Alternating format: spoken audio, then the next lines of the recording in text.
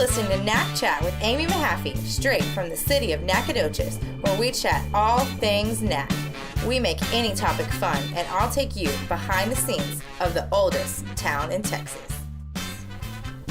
Welcome back to NacChat. This is episode 17, and I am so very, very excited to host the wonderful and fabulous Crystal Hicks from the Judy B. McDonald Public Library. Welcome.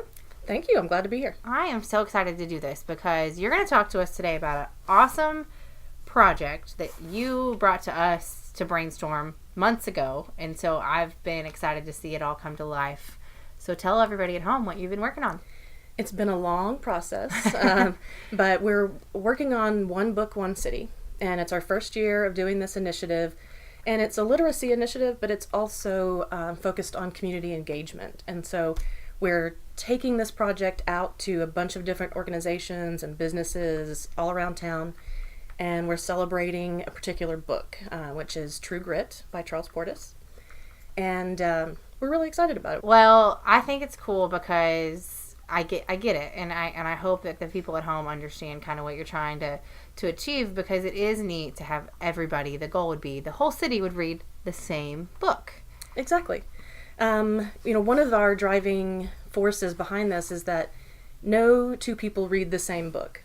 And so we feel like if we do give out copies of this book, make it free, widely available, and then have a series of discussions focused on that book, then we can sort of see each other in a different way and reach out across the community using this pretty simple tool to see how other people react to things and how they interpret things, and use it as a means of getting to understand our neighbors a little bit better.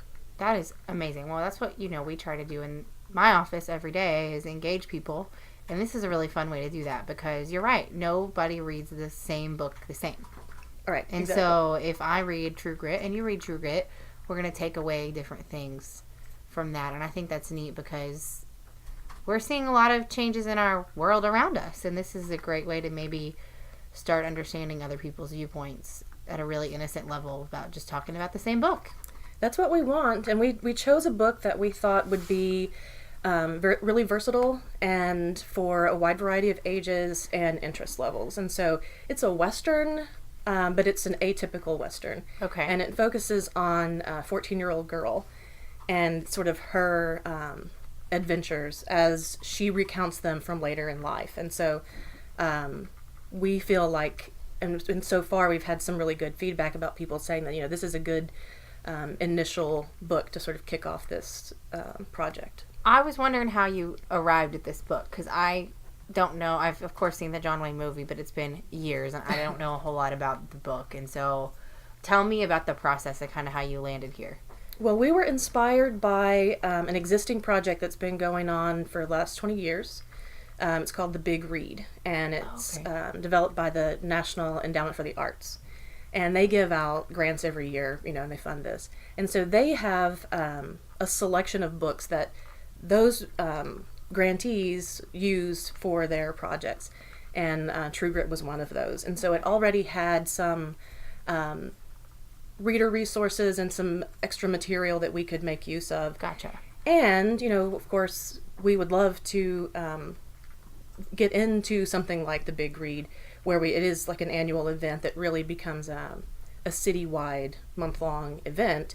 And they have, been doing this for a long time. And so we sort of modeled ours on what they're doing. So what kind of response have you gotten? Because I think this is unique and different. And I feel like it, like you said, it appeals to, if I thought, I don't really like a Western, that's not really my thing. It appeals to me on a different level because I'm a girl and I've been a teenage girl, and I understand the romance and the Americana around this story. Exactly. And so far the response has been amazing. Good. I mean, we've been astounded by how excited people are by it, and a lot of people want to participate, and we want to encourage people to participate in any way they want to. It's not something where we're the gatekeepers and we're saying, we want you to, follow this particular program. Whatever you want to do, and you don't even have to invite us from the library. Yeah. It could be, we know that individual book clubs are using the book for their, book club reading, and, Okay. the things that we're doing, we want to make widely available to anybody in the public, but anybody else who wants to, do this, we're just making it available. And so we have given away nearly 500 copies so far. Mm-hmm. So tell the listeners a little bit about what types of events are surrounding this. You talked about the book clubs, but what if I'm not in a book club? Can I still do this? Absolutely. We have copies at the library, so if you just want to read it on your own, we're giving them away. And we're also having, the events that we're going to be having will range from book discussions at places like the Boss Light bookstore. And also Nacka Valley Vineyard is having a book discussion. So I can read and drink wine? Tasting. Absolutely. That sounds awesome. And then what if I have a young child and maybe this isn't, what's the age group that can read this book? Middle grades probably. Okay. And, through high school and adults, yeah. And then what if I have like a third grader? What can they do? We have an entire selection of books that are related. Okay. And we also have teacher and parent materials to go along with all those books. So if people are curious about how can I get my youngster involved in this, we've got a brochure that lists, I think, 20-something titles for books, at a Associated. age range. Yeah. Okay. So what is your favorite event? That's what I want to know. Of all, I see your big list. If you had to pick only one. Well, for me personally, I love doing the escape rooms. Okay. And so it's something that I do these projects for the library, a lot of times because it's something I'm super interested in. Right. And you so, got to. Yeah, exactly. And it makes my job a lot of fun. And so we're doing escape rooms at the railroad depot. So it's going to be like a train robbery. Neat. Okay. And we're doing one for adults and one for teens because we've been doing them for kids and teens, but the adults said, "Hey, I want to try that too. Let's do it." Yeah. Okay, so I can get my youngster involved, and I read a thing the other day. I have a 1-year-old, and we read a lot, and sometimes she doesn't sit, so I follow her around and read, and it makes me laugh because sometimes I have to enjoy the stories as much as she does because I'm the only one paying attention. But I could see where, I want to have a girls' night and get together with my girlfriends and have a wine tasting and talk about the book. But I also want to get maybe if somebody has, a third grader or second grader, somebody involved to try to read as a family or do something really unique. We've also partnered with historic sites. Okay. So, of course, with the Railroad Depot, but also we're going to work with them on Pioneer Day, which is the first Saturday in October. And so we're going to make it sort of a true grit Wild West Pioneer Day. And we're really excited about that. That's something that they do every year, or mostly every year. And it's a great event, and they're going to, let us embrace ride their the coattails theme. there. Yeah. So how are you going to top it next year? Because this is a good theme for Nacogdoches because of the heritage and the history here, and it fits in so well with what everybody's doing. Well, we're still going to look to the NEA's list and see, and they've got, a ton of different books, but we would like to try a completely different theme. I mean, we might go science fiction or nonfiction or something like that. So, even if with all of these events that we're doing, we know we're not going to reach everybody, and it's not going to be everybody's taste. And so every year we want to try something fresh and new and maybe reach somebody that wouldn't have picked up that book otherwise. So. But you want everybody to pick this up. Just this Absolutely. once. Even if you're not into cowboy hats. It's okay, right? Exactly. Well, I love it, and I'm so glad that you're doing this and that you've included us and that you're on our podcast because this is really unique and it's special for Nacogdoches to have someone like you and all the people at the library that think outside the box to get people interested in learning, and I think that is so important. So I appreciate you being here. Thank you.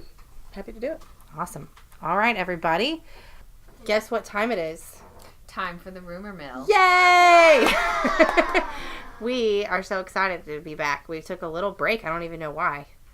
Well, I kind of know why. Yeah, I had to move and... Yeah, welcome to City Hall again. Yeah, thanks. We're glad you're here. Thanks. I'm glad to be here. Nedco is now in City Hall, which is exciting. And we had a hurricane. That was unfortunate. Yeah, we had a hurricane. Luckily, Nacogdoches came out unscathed. I kind of wanted to talk a little bit about hurricane stuff. Yeah, today. and some rumors regarding the disasters. Yes. Okay. What comes to mind? Okay, the first thing was the gas shortage. Ah. So, you remember in, what is the name of that Christmas movie? I don't really watch movies. I can't where sit the down long guy enough. lives through his life, and he's given scenes about whether or not It's a Wonderful Life. Oh. So It's a Wonderful Life. There's a scene where they have a run on the bank. Oh. Well, a run on the bank is when everybody goes, "Oh my gosh, there's something wrong with the bank. I need to go take my money out." Mm-hmm. Well, if you go down to your bank branch, they don't have everybody's money in cash Right. at the bank branch. That's how banks work. Yes. and at the same time, if you go, "Oh my gosh, I need to go get all my money out of the bank's going to fail." And then the next guy goes, "Oh, what? Amy's taking all of her money out? I need to go do that too." It causes, A problem. Well, it's the same thing with gas. Sure. We had plenty of gas. People started thinking and hearing rumors and spreading rumors that there was a gas shortage. So most of us, run our gas tanks down to what, a quarter of a tank, or like me, I run it to empty until the light flashes at me, and yeah. So for some reason during the hurricane period, people who were miles and miles and miles away from the hurricane, hello phone, Gotta love when the phone rings. every single time. People who were a million miles away from the hurricane for some reason were getting gas like every day. Right. And so they were getting gas in more often than they normally would, and they were drawing down the supply more often than it normally should have drawn down. Right. So what I read was from FEMA, Mm-hmm. who was addressing rumors in regards to the disaster. I actually posted it on our Facebook page for the city that the gas companies have gas and they supply gas to the stations based on their normal usage. Right. So all of a sudden, Walmart and Nacogdoches, when got it, like the bank scenario, people went, took all the gas out of the gas tanks. Well, they had the ability to bring us more, but they just didn't know that was going to happen. So Right. I guess it's a perceived shortage. Right. And then when you see, your husband tries to get gas at Walmart and he goes, "Oh my gosh, Walmart's out of gas. You need to go get gas now." And then you tell all your best friends and you go get gas at, That's how the rumor mill works. whatever. Yeah. Yeah. So, okay. Well, Rumor number 2 that I heard that hurt my feelings aw. was that the city of Nacogdoches turned away evacuees and people that were in need. Oh, Yeah, that was awful. Yeah. Absolutely awful. I don't even know where that would have come from. I don't either. I think because the city initially didn't have a shelter open. Right. So let's talk a little bit about the way shelters open in the state. Yes. The state of Texas has an emergency management command center, and it's kind of cool. And it deals with any type of emergency. When there were huge wildfires out in West Texas, or when there's a hurricane coming or floods, they stand up this emergency operations center. And they are in control of a large amount of emergency operations. And so when they are evacuating, when people are requested to evacuate from one city and they know that they need shelters, this state command center says, "Okay, all of you people from this city, drive to this city." You guys can't see where my hands are going, but I'm flailing my hands around as I explain this. They say drive from, for example, Port Arthur to Lufkin.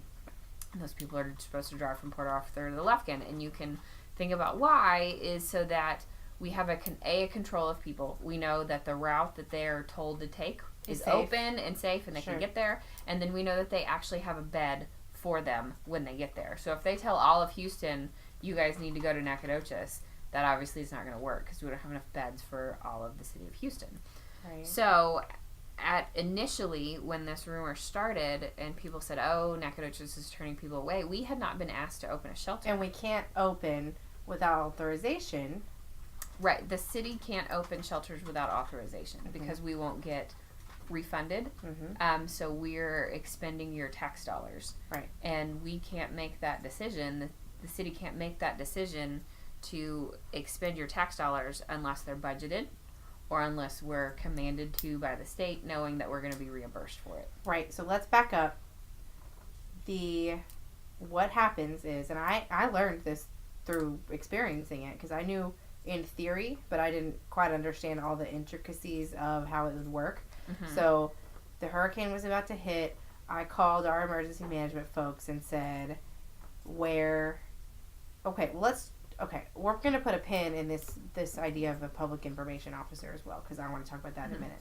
But I called, and I'm in everybody's business, and I said, when are we opening a shelter? Mm-hmm. No, not yet, because at one point, if you remember correctly, we didn't quite know the path of the hurricane. Right. And what they did not want to do was send people here, and then we experienced an unusual amount of rainfall as well, and now we've sent people from a devastated area into another disaster. Right, which is exactly what happened a few years ago, and I forget which one was the worst, Rita or Ike. I think it was Rita, Hurricane Rita. We had people on the highway from Houston who had evacuated, and they basically got stuck on the side of the road in Nacogdoches, and we had to open shelters here to get them off of the highway during the storm, and then Nacogdoches got hit by a hurricane, and we had shelters full of people with no power, and it was the middle of August or early September, whatever it was, and it was awful. And so the state and the city does everything we can to try to avoid that outcome. Yeah. We want people to go to a place where they can drive there quickly, they can get out of their car, they can go be in a safe, sheltered place that has water and food and electricity. Right. And we weren't sure that they were going to be able to do that in Nacogdoches at the time, because we might have been hit by the hurricane. Well, and as time goes on, we found out, okay, they're sending as many people because there were a huge number of people affected. And so to keep resources utilized appropriately, they said, send them, the idea is send the most people to the few locations as possible. Right. So we don't want to send you, at this point when they were looking at it, we don't want to send 1 million people, if you will, to Nacogdoches and have to split them up in between all these places and have to keep track of meals and food and resources. It would be nice to send, 300 cots to one place, 300 supplies for 300 people, have medical care for that many people in one place, and it's a huge process that will work if you let the process play out. Right. And so they sent them all to Dallas, up north. They were out of the line of fire, if you will. And where they had huge shelters, huge facilities to house more people, which means they got services quicker. Right. And it's so hard because and I think I posted this on my first personal Facebook. We live in such a giving community. We do. That people want to help, and that's wonderful. And I never ever want to minimize that's the sentiment, because that's so important. And we want, we talk all the time in this room about getting people involved. Well, that's in action. Absolutely. Absolutely. And I think that when we initialized what happened, and I know a lot of people read this on our Facebook page and in our press releases, but when it happened, we even still had a little bit of trouble because Jasper, where they had sent some people, they had a problem with their electricity, like you just kind of referenced. Right. We got to send them somewhere. Okay, Nacogdoches, now it's time to initialize your shelters. Right. What that means is now FEMA can come in, and any resources we expend, tax dollars, local tax dollars, will now be reimbursed. Right. So the city services that we provide are still upheld because we have that money now, and we'll get it back later because we've had to deal with a disaster. Right. And in the meantime, we weren't, while Nacogdoches, the city of Nacogdoches wasn't accepting or hadn't been asked to open a shelter yet, the city was still providing support to our neighbors down south. We had sent firefighters through incident management teams. We had sent firefighters directly to work in Houston and Beaumont and Port Arthur and Rockport and Galveston. They were in the floodwaters rescuing people. They were in the floodwaters putting out fires. Yeah. They were loading evacuees onto planes to get them to Dallas. Like, they were working and they were helping. So we were there helping. You just might not have seen it. Well, and might not have heard about it. And we couldn't always show in the person in me who loves to tell these stories. I actually sent you a text and said one of our firefighters had a picture, and I said, what are they doing? Because I couldn't tell. Right. And you said, well, they can't show the house that's being burned because the people have evacuated. They don't know their house has been on fire yet, and we've got to respect their confidential, of course, their privacy. Of course. And so we had a lot of cool stories that we really weren't allowed to tell. We can tell them maybe later. Sure. And we've got some stuff. I've got some stuff saved that we'll release, but it felt as if we weren't doing anything. Because we couldn't talk about Because it. we couldn't talk about it. And not because it's a secret, but because the people being affected, we have to protect them. Right. We had a little issue, and with people, we don't want what we call rogue shelters. Right. So we don't want people saying, well, my church will open a shelter. And that didn't happen here. No. It really didn't. But because what happens then is the Red Cross, who the city contracts with to be on call if something like this should happen, they have a certain number of supplies they get. It's all in this big greater plan. Right. And if we have these rogue shelters pop up, well, then now all of a sudden, who feeds them? There's this health safety. They inevitably need things. Of course they need things. And so probably it works. I mean, I would call the hotels. That was kind of not. Sure. And I know they were controlling it and trying to help people and get them things at the hotels. But you saw a lot of initiatives, which was wonderful, taking place that weren't, Red Cross certified meals, which is fine. And that is amazing. And that's necessary. There's always going to be gaps that need to be filled. And we are so lucky to live in a place that have citizens that are so willing to step up and fill that gap and not expect to be reimbursed. Right. They just want to go help somebody and do the right thing. And so that's how we get through those kind of disasters. Yeah. Is people just step up and do the right thing. It's been nice to see. I hate that we had to have a huge disaster like this to see it, but it is refreshing to go, you know what? It's amazing. People, there's more good than bad out there. Absolutely. And it's cool because we, the city of Nacogdoches participates in TIFMAS, which is the Texas Interagency Fire Mutual Aid System. Did I say that right? Something I think like there's that. lots of people that are going to be upset with me if I didn't say that correctly. I apologize if I didn't say that correctly, but it is TIFMAS. And it's cool because we have people who work in the city of Nacogdoches Fire Department who are dispatched out to other areas, like they were dispatched out to Houston to help in times of disaster. And those other agencies will come help Nacogdoches if we have a disaster. And so it's kind of neat because they see each other at different disasters, and they'll, the people out west who dealt with the horrible, or in the Panhandle who dealt with the horrible wildfires this year, they may come to Nacogdoches and help us in a time of need because we've been there for them. And so that's, I think, so indicative of the spirit of the people of Texas, that we all help each other out. Oh, that just gave me goosebumps. Yeah, isn't that I'm cool? not gonna lie. We live in a great place. I do want to say thank you to everybody because there were so many things that happened. We opened the Recreation Center shelter and we opened the Expo Center shelter, and the county took a huge role in the Expo, and obviously the city in the rec center. And we had that place staffed 24/7. The city engineer went, one of our city engineers went and just wanted to help and went Worked and lent a hand, worked overnight. I mean, it was amazing to see the number of people that really stepped up, and everybody was kind of waiting, are we going to open a shelter or are we not going to open a shelter? And so, and it happened. Our emergency management guy was not thinking it was going to happen, and then Jasper, if you didn't know, Jasper had an emergency at their shelter where they didn't have power, and they thought, okay, we've got to move these folks, everybody get ready, and we were ready, and we had been initialized already, and we're waiting in case they needed us, and they did. And so that was neat to see. And what happens then that I kind of wanted to touch base on was they open what we call the Emergency Operations Center. And so they send in, like you're talking about, these incident management teams that help manage the logistics. They help manage the shelter. And as long as there's people at that shelter, which there still are today. Are there? Okay. I'm pretty sure. As of the day of this recording, which is the 12th, September 12th. Sure. I know the population as of Friday was 62 at the shelter and going down, so that might have gone down overnight. I haven't heard. But to me, no news is good news. There's nothing crazy going on out there. Business as usual. Right. But they have people that are helping assist with all of the things that go into a shelter. It's not just open your doors. We've had local doctors out there. We've had ambulance teams from all over the state out there in case something happens. Sure. And those people have animals. Our animal shelter. The animal shelter. Yeah. We've got shelter employees at the Expo Center helping with the animals. It's just been cool to see.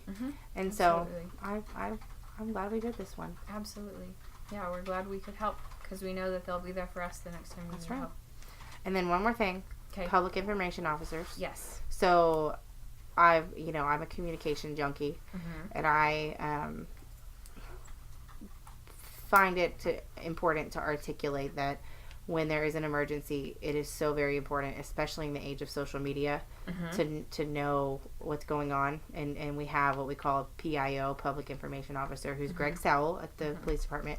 And he was gracious enough to take me one day because I think it's interesting to go see the process of the Emergency Operations Center and how that happens. Because in a real disaster, they're constantly, like when our area is disaster stricken, they're constantly putting out weather updates and information that's official from the Office of Emergency Management. And so I will say thank you to all the people on our Facebook page that followed the official PIO posts, because every time you follow a resource like ours, and I'm toting our own success a little bit here, because I think 40,000 people saw our first post about the hurricane and its effect on Nacogdoches and what we were expecting, because then hopefully, like you said, they all go tell their friends, no, I saw on the City of Nacogdoches' page, this is what's going on, and hopefully it helped to alleviate some concern, because you see these scary things happening, you think, oh, this is going to happen to us, oh my goodness. And I saw some chatter about, well, I heard it's going to happen here, everybody freak out.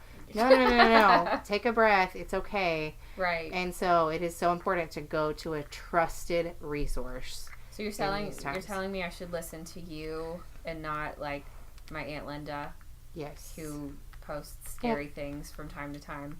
Yeah. Always listen to just know your source. To the city. Yeah. Okay. Because I mean, it's good to have that trust. Right. You know. Right. So. Right. No, I totally agree. And it's if you follow the city only to get information in times of an emergency, it's good worth enough it. For me.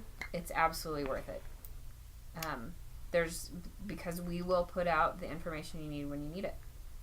10-4. All right. Well, I think that's all for us, everybody. It's been a good one. Thanks for listening to this episode of NacChat.